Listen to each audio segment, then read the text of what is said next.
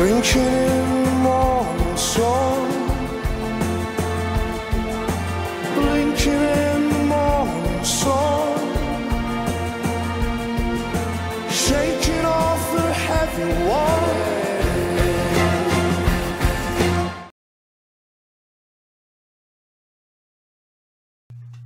Hey guys, welcome. Wow, I can't believe it's already April and it's Record Store Day, and here we are again.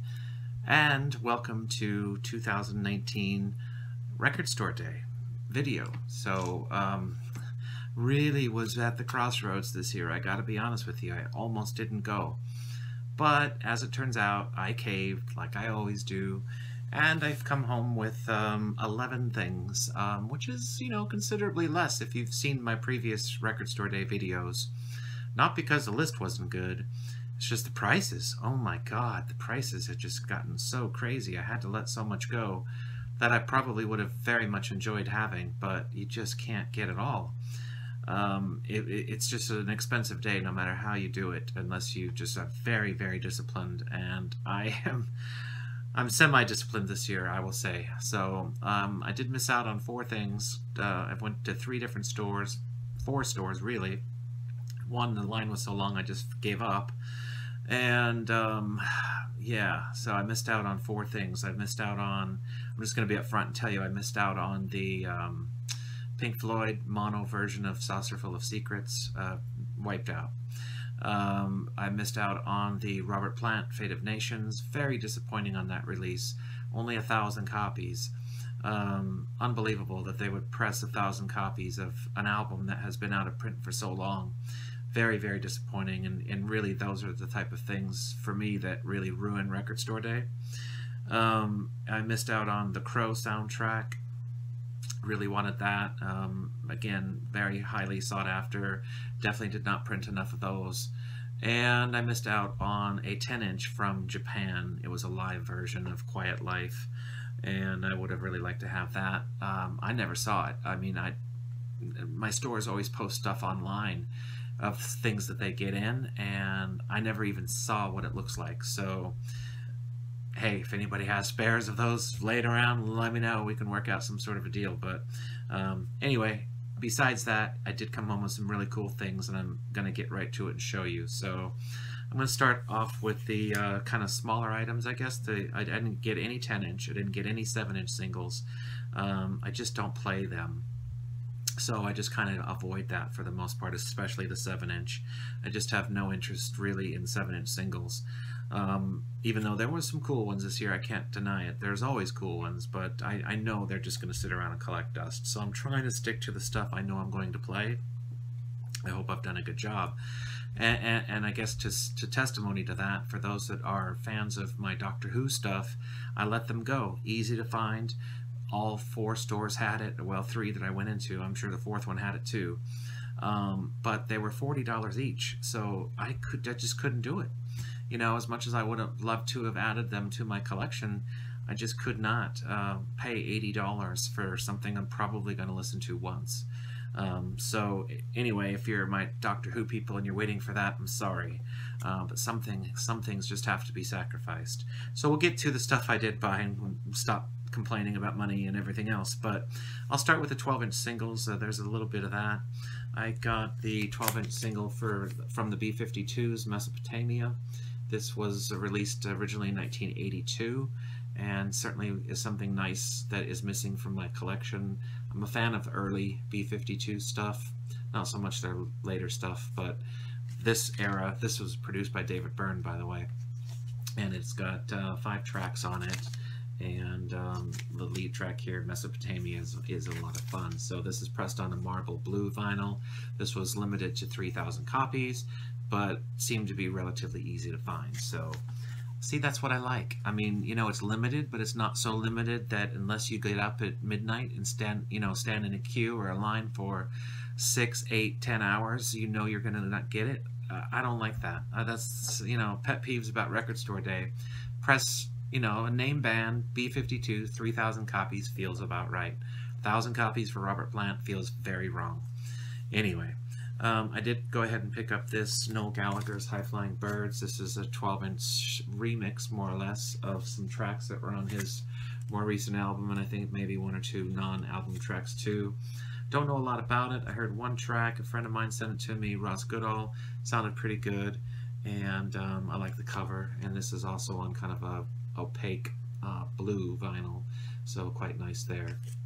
And, you know, just for 3 tracks, $16. Again, you know, it's just hard to talk about the prices here. This is one that I was really not expecting to find, and I was very fortunate that I actually could have got a couple of them.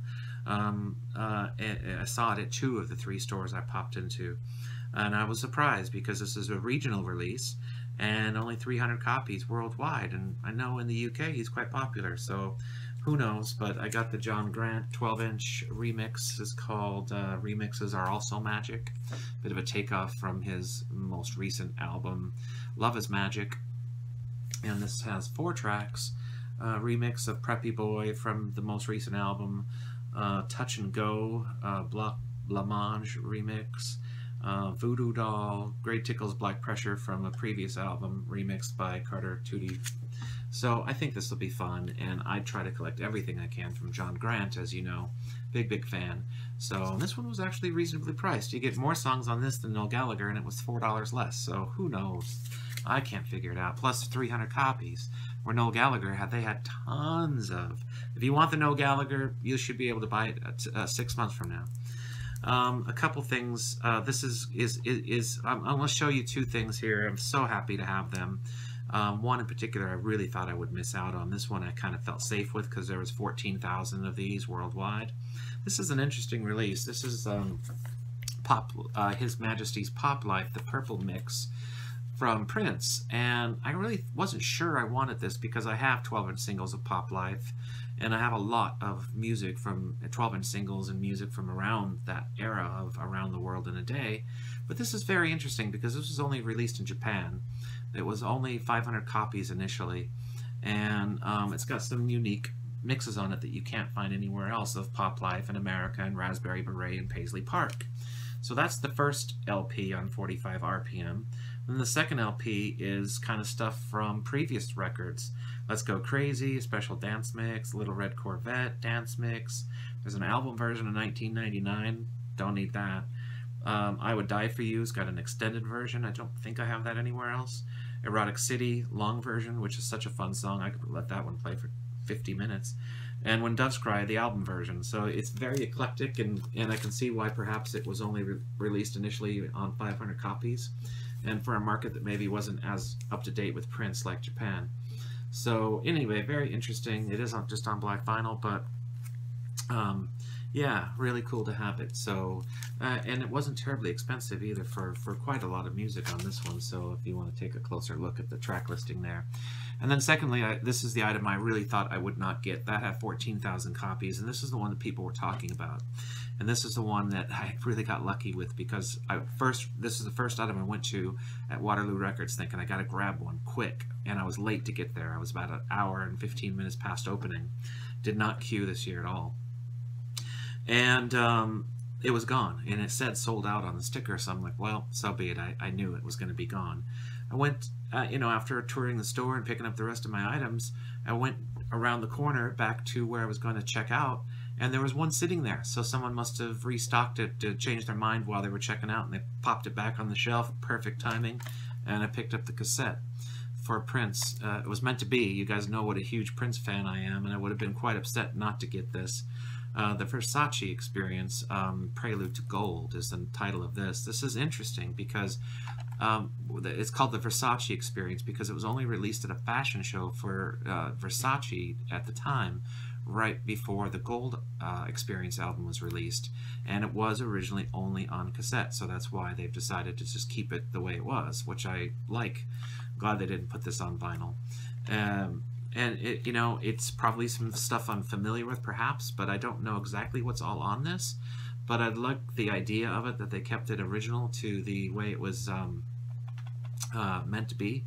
And this was only handed out for free at a fashion show back in the day, and I'm really excited to hear it. So I haven't quite opened this one yet, but apparently this is on like a clear cassette tape.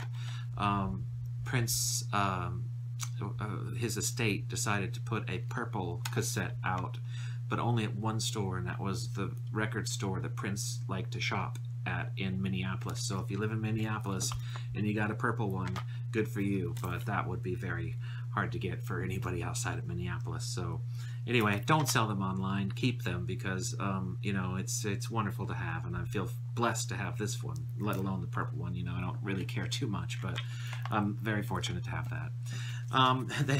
Waterloo Records had a bin right as you were walking up the first aisle. It said Record Store Day Oddities, and I guess it was like one-off. They got one copy of this and one copy of that, and it was just one-offs. And this was actually on my list, and they got one copy, and I was so happy, because you guys know, again, what a big fan I am of this artist. This is Beth Hart. I have stickers just sitting in there because I couldn't peel it, so I just stuck it in there. But this is front and center. This is an album that was released on CD and DVD about a year or so ago. And it's like, why didn't they put this on vinyl? Well, finally it did get a vinyl release. It's on red vinyl, and I'm so excited to have it. 2LP red vinyl, and it keeps me complete on Beth Hart. So the one copy that a very big record store was able to get in was meant for me. So I was really happy for that. So you can see it's a mixed blessing here. You know, I didn't get everything I wanted, and I'm kind of started off complaining, but as I'm going through this again, it's like I did okay. This was kind of a substitute item, since I let the Doctor Who items go, and I wasn't able to pick up Pink Floyd, I wasn't able to pick up Robert Plant. It did leave me a little bit of wiggle room to get one or two other things, and I decided to use that money to pick up this. This is from Simple Minds. This is Graffiti Soul. I think it's a couple of combined live recordings. I didn't look at this. This was not on my list, so I don't know a lot about it. I'm sure I'll find out more later. But it's on 2 LPs. One is yellow and one is blue. So I'm sorry I'm not showing you the colors and stuff, but this stuff will all be online. You can see it easily. I just like to show you what I picked up. So anyway, that was kind of a substitute item, and I've become, in the past couple of years, I've always been a fan of Simple Minds, but those who follow me on social media know that I've been picking up some of their albums here and there, some of their old stuff that I never got into and I'm very into now. So I thought, well, that was one I probably will play, and it was worth my money. This is one that I was quite happy to get because it was on my list, and I kind of thought I wasn't going to get it. The companion album that was also released was sold out, but I have an original of that, so I wasn't as fussed, but so it definitely worked in my favor. But this is an album from the Charlatans called Us and Us Only. Good Lord, Us and Us Only. And I have it on cassette and CD, and I love it. It's a really good album from the Charlatans, who haven't always had great albums, but their most well-known album was also re-released on Record Store Day, called Some Friendly, at least in America, by far their best-selling album. And yeah, that one I have. I have a nice, beautiful original copy of that. This one I didn't have it at all, so this is the one I really wanted. So this worked out in my favor because I was able to get something else from my collection that I didn't have. And this is on clear vinyl. So Us and Us Only is a great addition to my collection, and I was very happy. Now the last three were ones that really forced me to get out. You know, in addition to Robert Plant, I would say that was one I really am sorry I wasn't able to get. But these three were very much on my list, and this one, you may say, well, why? You've got an original copy of this, and I'm one of the few people in the world that have an original copy of this, because there was only 500 pressed on vinyl originally. But I'm such a fan of hers. I just wanted it so bad, just because I'm such a fan. And it does have a different cover. But this is Body Talk by Robin. 2 LPs. It does look like the original track listing, which I was misinformed. Somebody had told me, and I read it online, that they were not going to put it out in full. It was just going to be bits and pieces of the Body Talk LP. That was incorrect. It does appear that it is the full version, and it is pressed on white vinyl. And I'm going to have to decide. I may not open this. This may be just for the collection, because like I said, I have a beautiful mint condition original copy, original pressing of this, which is, you know, one of my prized possessions. So I may or may not open this. We'll see what happens, but just so happy to have it, because I'm you know, maybe one of the biggest Robin fans around, so I felt like I kind of deserved that one. So that was the last copy, so I have a feeling that one's going to be kind of hard to come by. And then finally, two that really weren't terribly sought after or highly, you know, in that range of, you know, you better get there early or it's going to be gone. These two should be pretty accessible and easy to find, but they're two artists that are beloved to me, and I really wanted them. So the first one is the alternate Fleetwood Mac. This is the 4th LP that they've kind of put out alternate takes and early versions and demos and whatnot of. They did Tusk first, I think, and then it was Mirage and Tango in the Night last year, and now the self-titled debut from the Buckingham Nicks era Fleetwood Mac. This is really good. I've got this on CD from when they released the Japanese mini LP, and this is really good, so I've wanted this one. It also keeps me complete on the alternate takes of Fleetwood Mac, and it's one of the best ones, so really, really good. And I love the cover. If you're all very familiar with the original cover of this album, and I sorry about the glare, but they did a really cool alternate take on the cover, so very good, from the original photo shoot, obviously. And then last but not least, the man, you know, legend, and I'm 100% complete on all of his studio albums, live albums, you name it, compilations. I've got it all. And this one was, I really felt like was a must-have for me. And I was a little bit worried because I wasn't sure how many copies there were, but as it turns out, by the time I got to the 3rd store, they still had about 6 left, so I was safe. And you probably could run out and get one now if you wanted real bad. But I got the Eric Clapton. This is called One More Car, One More Rider, and it was only on CD. Well, I think cassette too, for a long time. This is the first time on vinyl, and it's beautiful. This is 3 LPs, and it's just so nice to have something that, you know, there's so little when you're complete on somebody that you can get excited about finally getting in your collection. And Eric Clapton is one of those artists that I'm so fortunate to have really everything he's ever done. And you know, there's so little I can get excited about anymore, so I really wanted this. This and Fleetwood Mac are the ones that dragged me out today, and I'm very, very pleased to add them to my collection along with everything else, really. But so, well, I don't know, you have to tell me, what do you think? I think I did pretty good. I was a little disappointed, obviously. I didn't get the Robert Plant album and Pink Floyd, not maybe as urgent for me, but I did get the mono version of their debut album last year, and I thought that would make a nice set. I'll have to resort to online, but I don't pay scalpers prices. I refuse.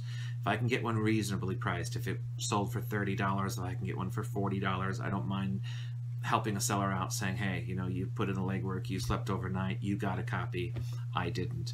But I'm not paying $70, $80, $90, $100 for an album. No way. So anyway, that and the Crow soundtrack, that would have been very nice to have. And you know, the Japan 10-inch is disappointing because I absolutely love Japan, for those that know me well.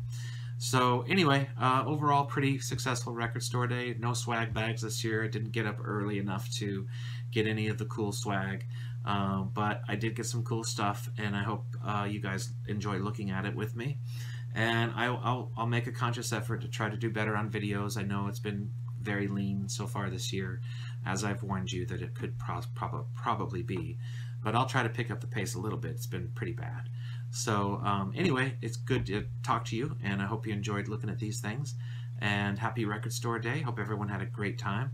And until next time, take care of yourselves, and bye for now.